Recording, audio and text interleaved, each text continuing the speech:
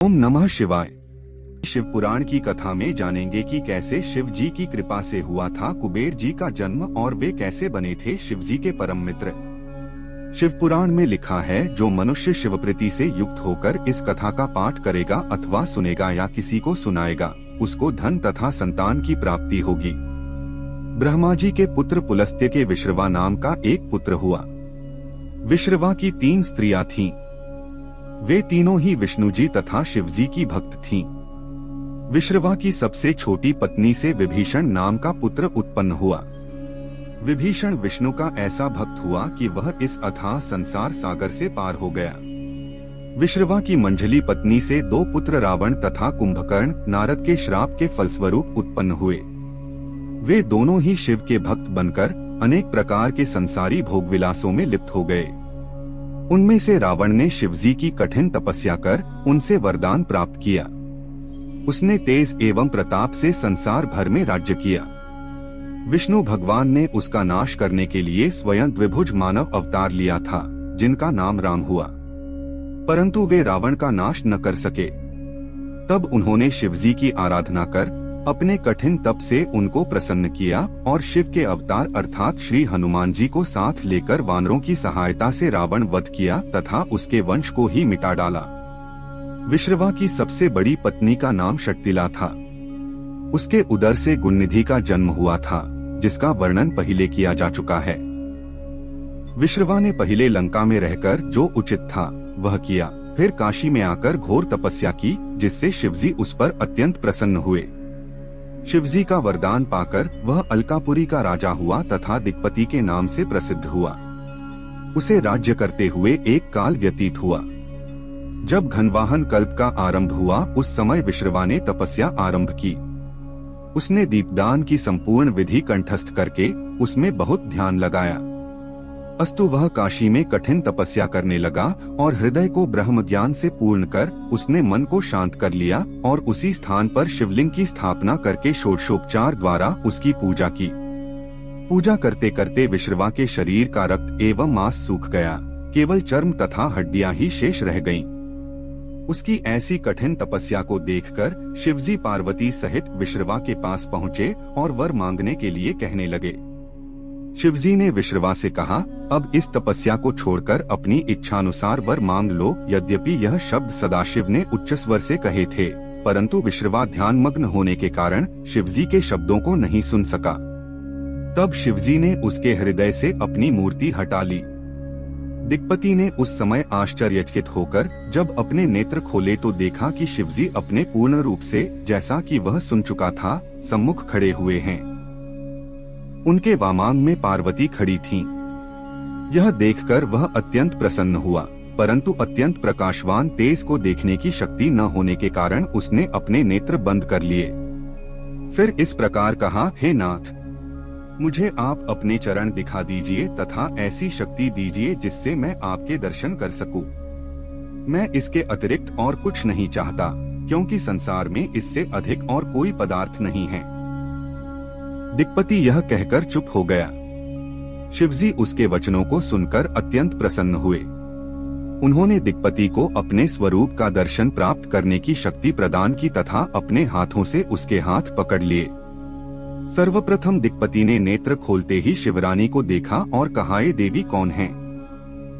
इनका बड़ा सौभाग्य है जो ये शिवजी के इतने निकट रहती हैं। इनके पुण्य, प्रेम तथा माता पिता को धन्य है। उसने यह बात बारंबार कही तथा शिवरानी को प्रत्यक्ष कुदृष्टि से देखा। इससे उसकी आंखें तुरंत फूट गईं। उस समय देवी ने क्रोधित होकर कहा, यह तपस्वी कुदृष्टि रखने वाला है, इसी से इसे कष्ट मिला है। यह ऐसे व्यंग्य वचन कहकर मुझे अपनी स्त्री के समान देखता है। शिवरानी बोली, हे शिव, यह आपका कैसा भक्त है?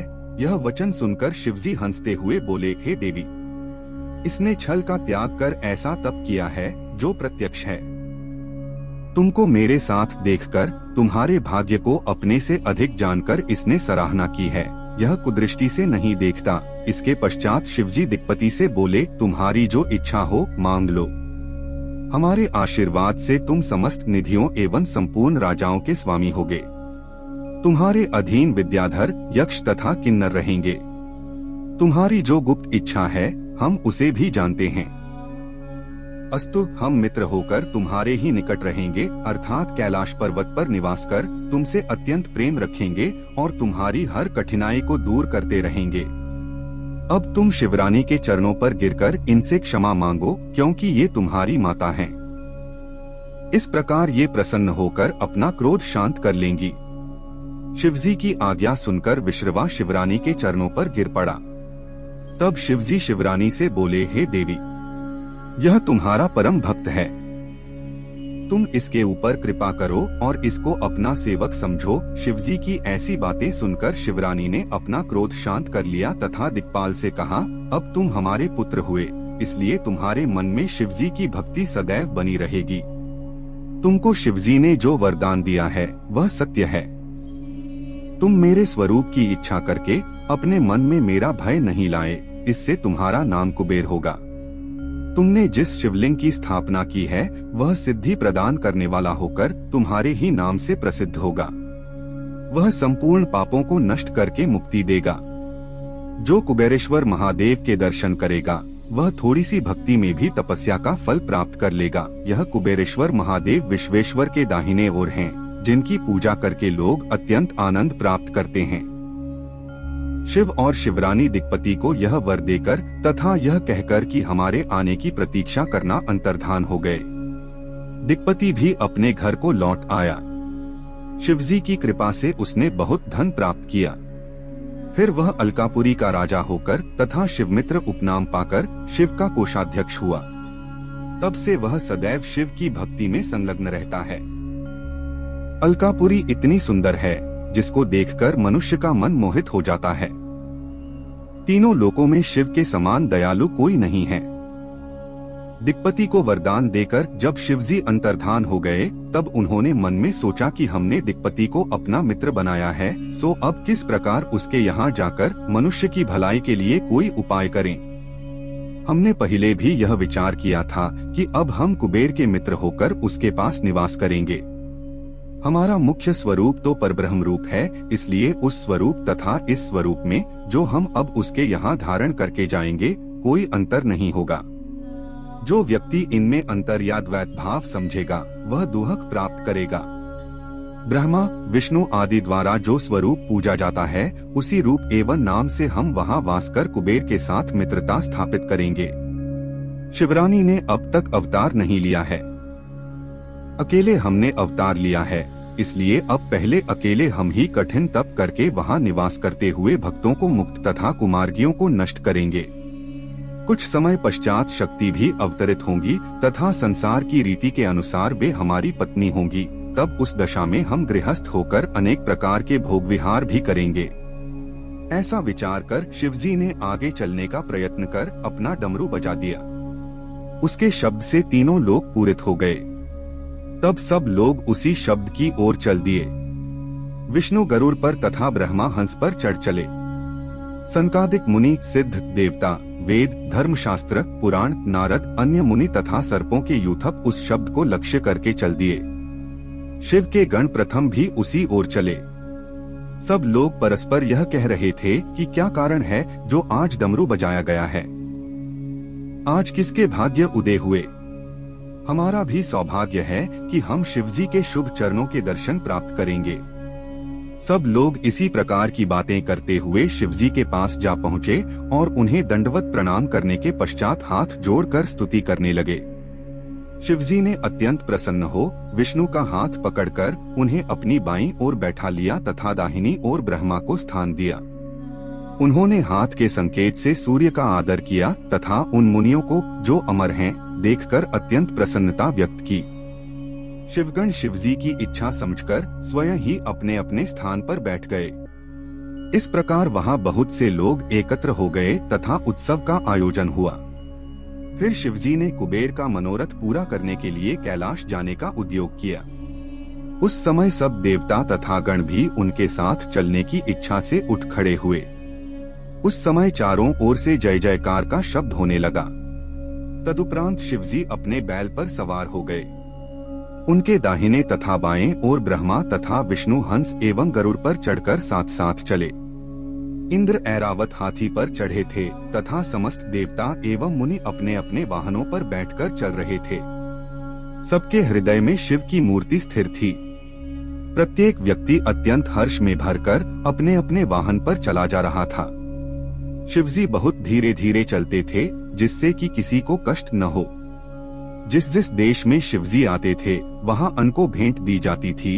इसी प्रकार चलते चलते शिवजी अलकापुरी के निकट जा पहुँचे तथा निधिनाथ कुबेर की विनती मानकर वहीं वास करने लगे। अलकापुरी के अधिपति निधिनाथ कुबेर ने शिवजी की पूजा की। यही बात हर व्यक्ति के लिए उचित है कि जो कोई अपने घर आवे उसका सत्कार करे तथा वेद शास्त्र को जानकर अच्छे कर्मों से संसार में प्रसिद्धि प्राप्त करे। फिर शिवजी ने सिंहासन पर विराजमान हो तुरंत ही विश्वकर्मा को कैलाश पर्वत को अत्यंत सुंदर बनाने का आदेश दिया। उन्होंने आज्ञा दी कि प्रत्येक गण तथा सुर मुनि लोगों के लिए भी सुंदर सुंदर मंदिरों की स्थापना की जाए। विश्वकर्मा शिवजी का यह आदेश सुनकर अत्यंत प्रसन्न हो कैलाश पर्वत पर मंदिरों को बनाने में प्रवृत्त हुए। उन्होंने एक बहुत सुंदर तथा विचित्र स्थल का निर्माण किया। बीच में एक मुख्य स्थान शिवजी के लिए निर्मित किया गया। इसके पश्चात उसने शिवजी से आकर प्रार्थना की कि मंदिर बनकर तैयार है, अब और जो कुछ आज्ञा हो उसका पालन करूं। यह सुनकर शिवजी अत्यंत प्रसन्न हुए। तब सबकी यह इच्छा हुई कि शिवजी कैलाश को चलें तो अत्यंत उत्तम हो। अंतर्यामी शिवजी अपने भक्तों के मन की इच्छा समझ गए तथा अपने चरण कमलों से कैलाश पर्वत को सुशोभित किया। तब निधिपति कुबेर ने सबकी ओर से प्रार्थना की कि हे स्वामी, सबकी प्रबल आकांक्षा है कि आपका अभिषेक एवं पूजन किया जाए। हम आपको सिंहासन पर बिठाकर पूजा करें जिसमें हमारा मनोरथ सफल हो। शिवजी ने प्रसन्न होकर यह बात स्वीकार कर ली। तब सब लोग आनंद से तैयारी में लगे। मुनियों ने ज्योतिषियों से शुभ मुहूर्त जानकर प्रसन्न हो विष्णु से यह कहा कि शिवजी के अभिषेक का मुहूर्त निश्चित हो गया है, अब विलंब न कीजिए। तब ब्रह्मा तथा विष्णु ने शिवजी से कहा, है प्रभु, अब आप स्नान कर इस समय योग्य वस्त्र धारण कीजिए। शिवजी ने प्रार्थना को स्वीकार किया और स्नान कर वस्त्र धारण किए। यह देखकर सब उपस्थित जन प्रसन्न हुए और शिवजी के स्नान के लिए समस्त तीर्थों का जल लाया गया।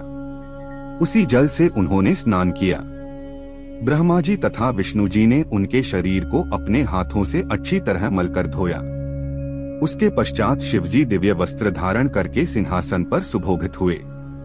ब्रह्मा ने वेदध्वनि प्रारंभ की। सर्वप्रथम विष्णु जी ने मंत्र पढ़कर शिवजी की पूजा की तथा लक्ष्मी जी सहित बड़ी भक्ति के साथ बार बार आरती उतारी। समस्त गंधर्व अपने प्रिय स्वर एवं मधुर वाणी में मनोहर गीत गाने लगे। समस्त देवताओं ने शिवजी की पूजा की। सब लोगों ने अत्यंत आनंद के साथ वह उत्सव मनाया।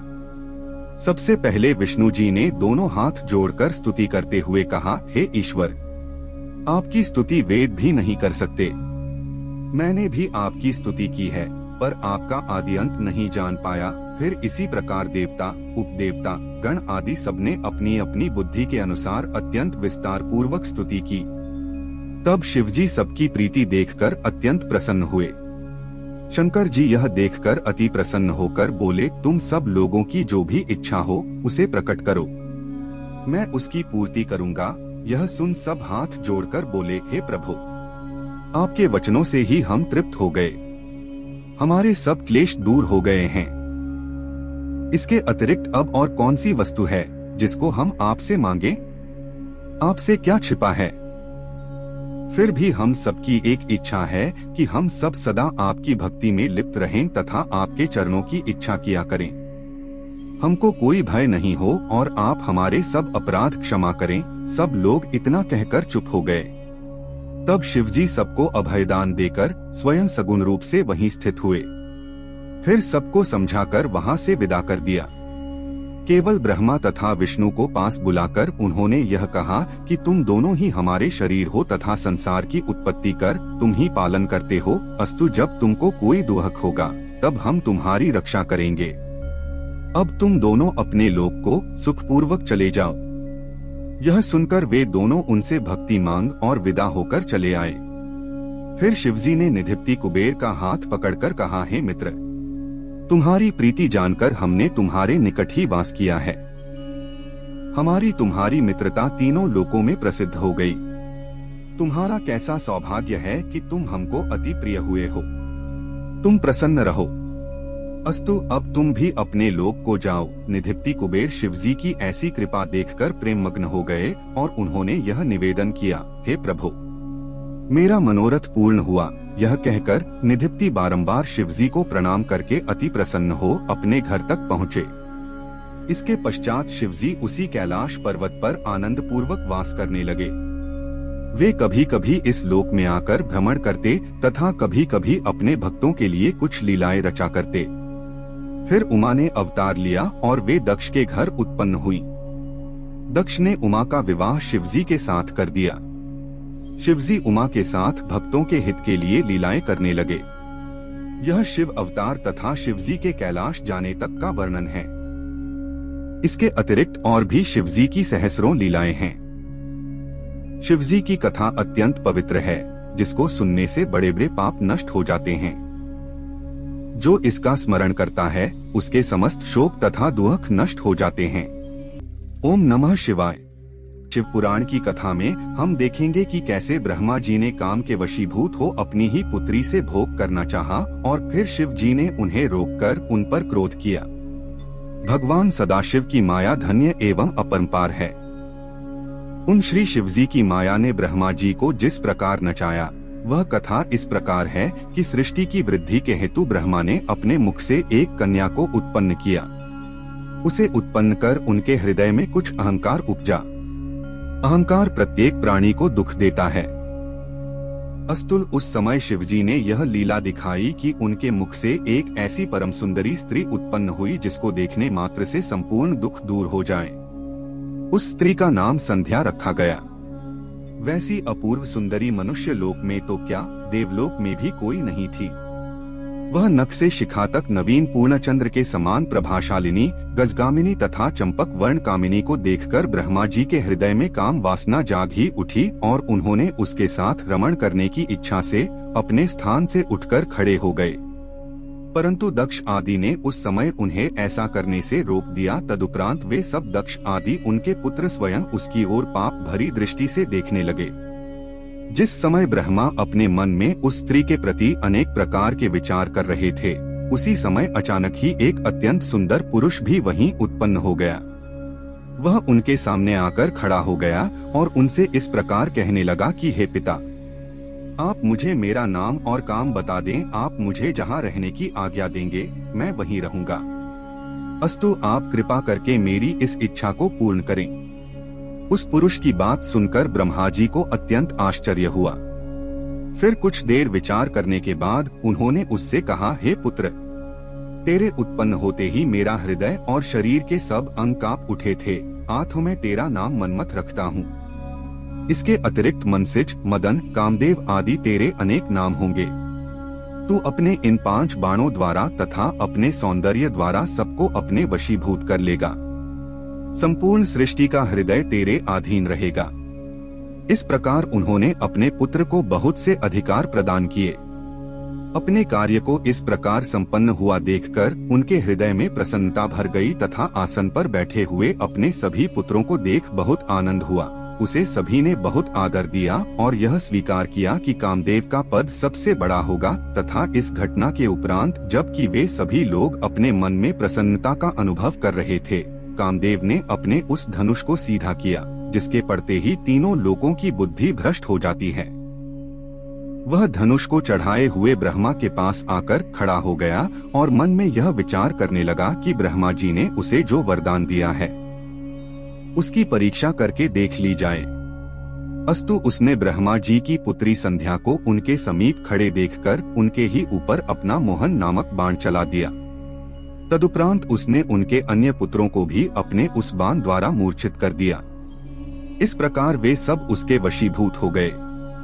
जब उसने यह देखा कि संध्या के ऊपर उसके बाण का कोई प्रभाव नहीं पड़ा है, तो उसने संध्या के हृदय पर भी एक ऐसा बाण मारा कि जिसके कारण वह भी कामदेव के वश में होकर चंचल और वक्र दृष्टि से सबकी ओर देखने लगी। वे सब लोग बुद्धि भ्रष्ट हो जाने के कारण उसे पकड़ने की इच्छा करने लगे, क्योंकि काम के वशीभूत हो जाने के कारण उन्हें किसी प्रकार के कुकर्म तथा पाप का विचार नहीं रहा था। ब्रह्मा जी को इस प्रकार मोहित देखकर धर्म के पुत्र सत्य को बहुत चिंता हुई। वह दोनों हाथ जोड़कर शिवजी के निकट जा पहुंचा और स्तुति प्रणाम करने के उपरांत उन्हें सब हाल कह सुनाया। उसकी प्रार्थना पर उन लोगों को विरुद्ध व्यवहार से बचाने के निमित्त भगवान शिव शीघ्र ही उन लोगों के बीच प्रकट हो गए।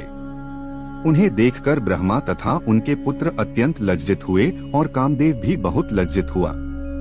उस समय शिवजी ने ब्रह्मा की ओर क्रोधपूर्ण दृष्टि से देखते हुए कहा, हे ब्राह्मण, तुम ऐसे कुमार्गामी क्यों हो गए? तुमने श्रेष्ठ बुद्धि को भुलाकर अपनी पुत्री से भोग करना चाहा। तुम वेद पाठी होते हुए भी इस ज्ञान को भुला बैठे और लज्जा त्याग कर अधर्म कार्य की ओर प्रवृत्त हुए, यह उचित नहीं है। हमने संसार में बहुत से पापियों को देखा है, परंतु तीनों लोकों में ऐसा पाप करने वाला कोई नहीं देखा। इस प्रकार शिवजी ने ब्रह्मा की बहुत निंदा की। तदुपरांत वे उनके पुत्रों की ओर अत्यंत क्रोधपूर्ण दृष्टि से देखते हुए बोले, हे मरीचि आदि, तुम लोग ऐसे अधीर और कामी क्यों हो गए? तुम सब ब्रह्मा के पुत्र हो और तुमने वेद का अध्ययन किया है, फिर भी तुम इस प्रकार मोहित हुए, इसलिए तुम्हें सहस्रों बार धिक्कार है। भगवान सदाशिव के मुख से निकले हुए इन शब्दों को सुनकर ब्रह्मा तथा उनके पुत्र अत्यंत लज्जित हुए। उस समय सबको ऐसा खेद हुआ कि किसी के मुंह से कोई भी शब्द नहीं निकला। तदुपरांत ब्रह्मा ने अपनी इंद्रियों एवं वीर्य को मस्तक पर चढ़ाकर संध्या के प्रति जो आसक्ति हृदय में उत्पन्न हुई थी उसका त्याग कर दिया। भगवान सदाशिव के भय से ब्रह्मा पाप कर्म में प्रवृत्त होने से बच गए और उनके पुत्र भी उस निंदनीय कर्म से विमुख हो गए।